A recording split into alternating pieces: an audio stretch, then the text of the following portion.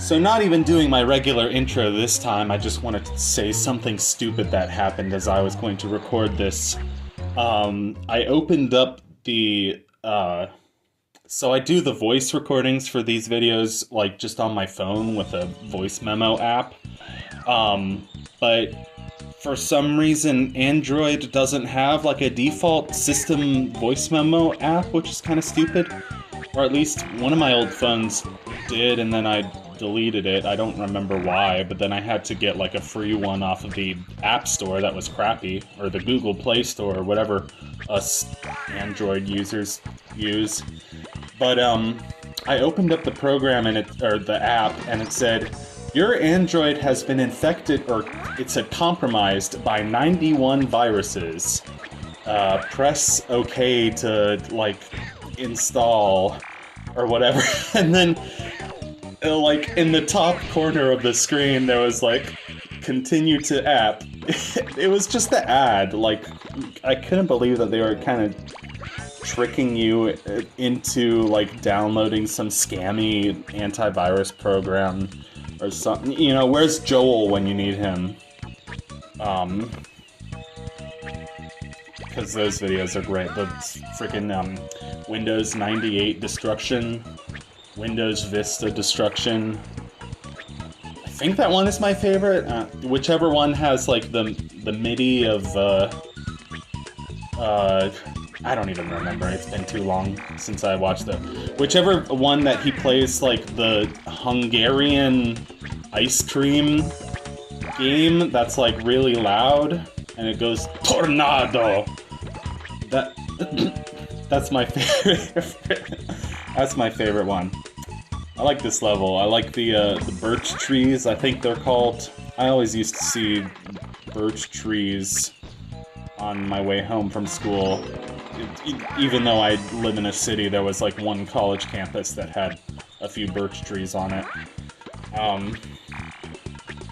So yes, it is January 28th. It's my friend Ben's birthday.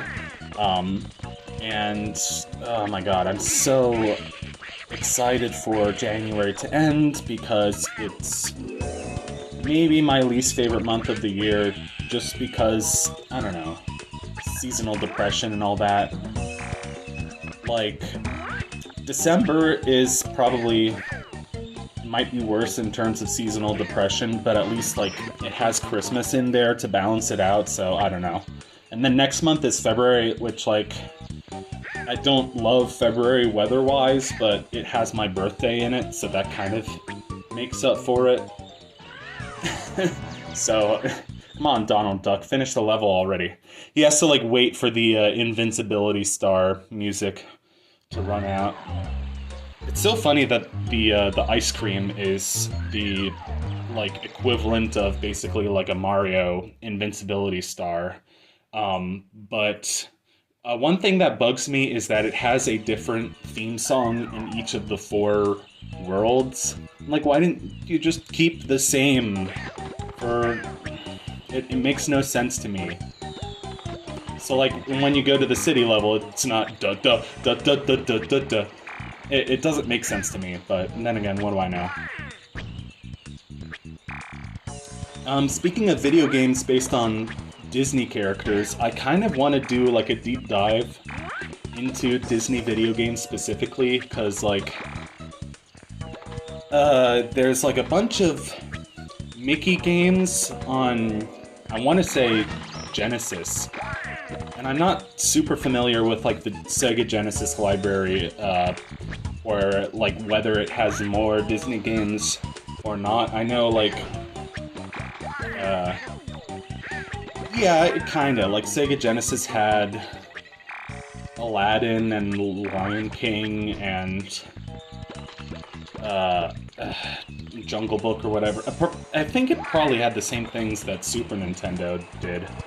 But, I kind of forgot about DuckTales. That's, like, the most significant, like, video game, like, Disney property video game. And, I don't know, playing this kind of made me want to play DuckTales. I played, I played the first couple minutes of DuckTales 2, but I still haven't played DuckTales 1. I remember getting the Disney Afternoon Collection on Steam, which is like for...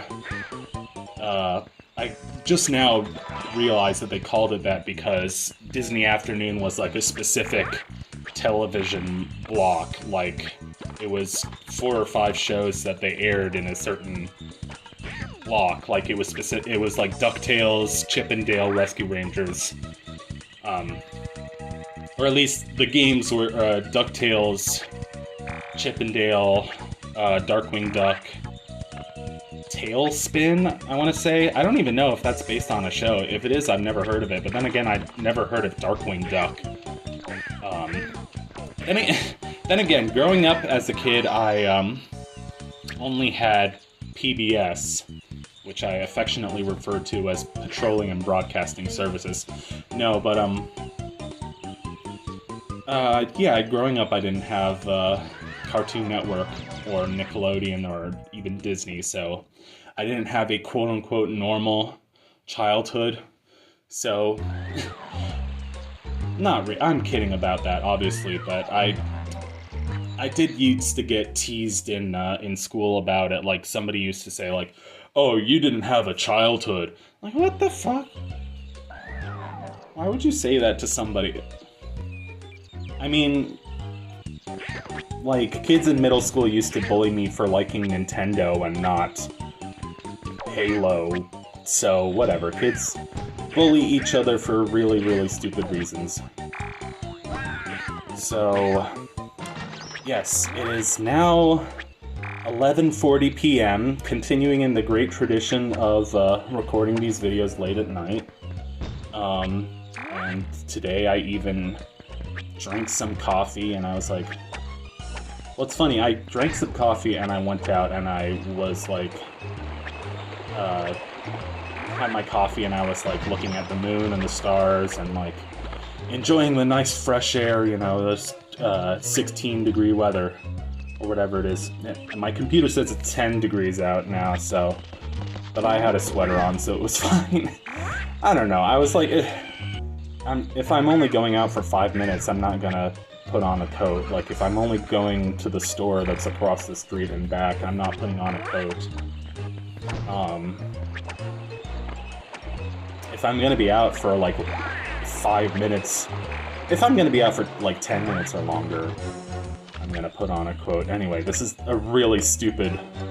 I hate splitting hairs, you know, like... I hate, trying to scientifically define... There you go, I'm not even gonna define what scientifically defining is. I was rewatching a bit of, a really fantastic Let's Play. In my humble opinion, I think it's aged well. Some of my favorite Let's Players, I go back and watch them, and I'm like, I'm not as enthused. But this one, what had me, like cackling in the way that I do, I have, like, a really silly, like, high-pitched cackle if I find something really funny, and I, like, start laughing uncontrollably. I don't do it often, but I kind of, when I'm alone and by myself and indulging in some real stupidity or silly stuff that makes me laugh, I'm not even gonna force it right now, because I can't force laughter. I can't poop on command. No, that was stupid. But, geez, I'm really good at circling around the subject before actually saying what I want to say. I was rewatching Super Mario 64 Last Impact, a hack by Kaza Emanuar, and Let's Player Big Tip on a Bus. Oh yeah, and we got a new costume. Yes, we get the Hawaiian shirt, or the tourist costume. So yes, Big Tip on a Bus, and this was a Let's Play that I watched, I think, my senior year of high school. I remember it kind of being like...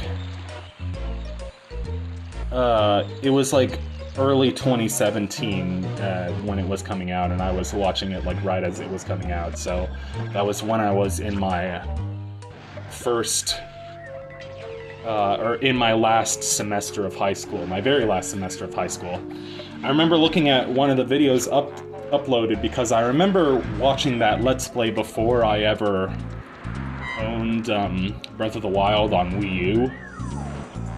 And I was like, I heard him mention Breath of the Wild in one of the videos, and I was like, what date was this recorded? But, like, it said March 2017, so I guess the game came out before then? I don't know.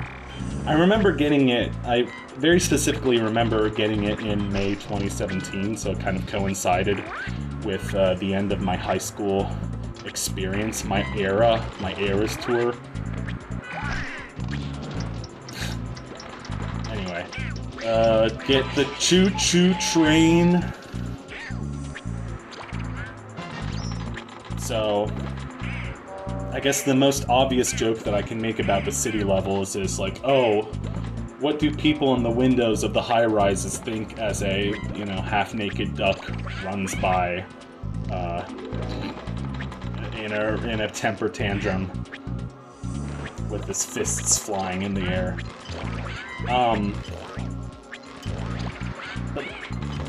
Big Tip on a Bus has a very, like,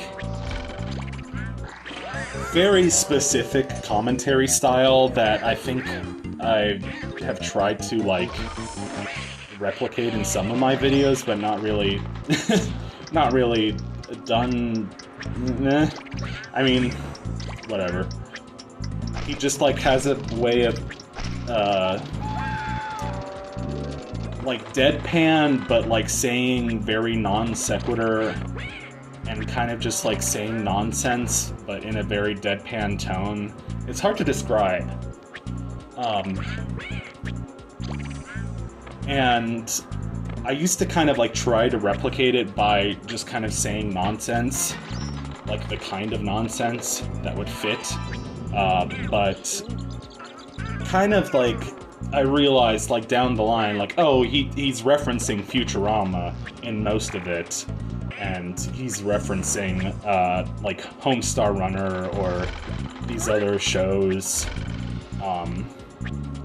Like I said, I didn't grow up with Nickelodeon or Cartoon Network, but I did get really, really into Homestar Runner during high school, so I recognize most of those references. One of my favorites is, the encapturement of the new apparition garners top reward of 26 and 1 pennies. That's in That a Ghost. I remember he said that word for word in one of the episodes, and at the time I just thought it was amazing, and now I'm like, oh, he's just quoting, literally just quoting Strong Bad. But it's such a great quote, I memorized it word for word. Also, interesting background. Like, it's not what I expected for this level at all. It almost looks Spanish or Greek. Looks kind of more like the background of Wet Dry World in Mario 64. I have a talent for, like, making a random reference to every single video game. Like, I swear, I ingest a new piece of media and my brain is trying to make references to Ocarina of Time and Mario 64 and Link's Awakening and Metroid Prime and Slap Your Mom, and there you go, there was a non sequitur. That was a Miles reference. But yeah, no, it's like the ultimate brain rot. But it's a good brain rot because, like, you know, those are good games that I just listed, especially like Mario 64 and Ocarina of Time. Could be worse. Could be like Fortnite, or I mean, like, this might be a spicy one. People might come at me for this, but like Destiny, not the streamer, the game Destiny. Like, I had a friend at church that was like, that would play Destiny for like 8 hours a day. I know it's a game, it might be a FPS, and I know it had like planets in it, and that's literally all I remember about it. But one of those like kind of overrated, overhyped games. You know, it just feels like. What I love doing is, you know, really showcasing and highlighting lesser known games, and this segues perfectly into my story about today, because today I was like, oh, I got Angeline Era recently, and I played like the first 4 or 5.5 maybe hours of it, and kind of got really stuck and really frustrated. And then magically I decided to play it again today, and I kind of got unstuck, and I was just like wandering around for a while and beat like one of the bosses, but I ended up playing that game for like 4 hours today, and I really don't regret it, because I don't know, Melos and Marina are like literally a 2-person developer studio, so I really hope that game is getting the recognition it deserves. But probably, like, when I say Angeline Era, most people watching this will be like, oh, I have no idea what that is. What are you talking about? I think it's amazing. I left a Steam review calling it the Ocarina of Time of our decade, and I might be biased just because Melos and Marina are currently, and that's their names. That's the 2 people who comprise Analgesic Productions. I heard one guy was doing a review of one of their games, and he said, Analgesic. I was like, what the fuck? What kind of word are you trying to say? Analgesic? Haven't you ever heard of an analgesic? Like, you go to the doctor and they say, I'm gonna give you a topical analgesic. Anyway, I get very petty. So I apologize. Also, this is hands down the best level in the city. Like, this level has like a quirkiness, like a charm to it that reminds me a lot of like Space Station Silicon Valley and Rocket Robot on Wheels, that the other city levels didn't have. And really the only difference is that it's at night, and the music is like funkier and jazzier. Like this music in particular is a good one. I wouldn't say this game has a lot of like standout music, unfortunately. But the best part about this game is that it's like it's easy to like just pick it up and play for 10, maybe 20 minutes and then put it down again. I always say, like, you know, you have your Dark Souls, you have their Breath of the Wild, but it's also nice to have like a take a break from homework kind of game. Because, you know, sometimes you need a game that you can, like, pick up for 10 minutes, put it down, go back to homework, and then pick it back up. So, like, even Banjo-Kazooie is not really ideal for that, because it's like, you know, spend, like, 40 minutes to an hour in one level collecting everything, and then you get to stop. And then, and only then, you get the luxury of saving that. Well, only if you play it like that way, like you complete every level in one sitting, which I guess is kind of an insane way to think about playing a game, especially casually for just like your first time playing it, but like, maybe that's Let's Play culture? Like, is that a thing, Let's Play culture? Like, maybe that's what that's done to us, is like people sit down and they feel like they have to 100% a level in Banjo-Kazooie in one sitting. I don't even know what I ranted about for the last 20 minutes, so I hope it was entertaining. Next time we have Big Dog. Big Dog Man, Big Dog City, keep cooking. Big Dog, stay chill, man, keep cooking. And I will see you next time, Big Dog.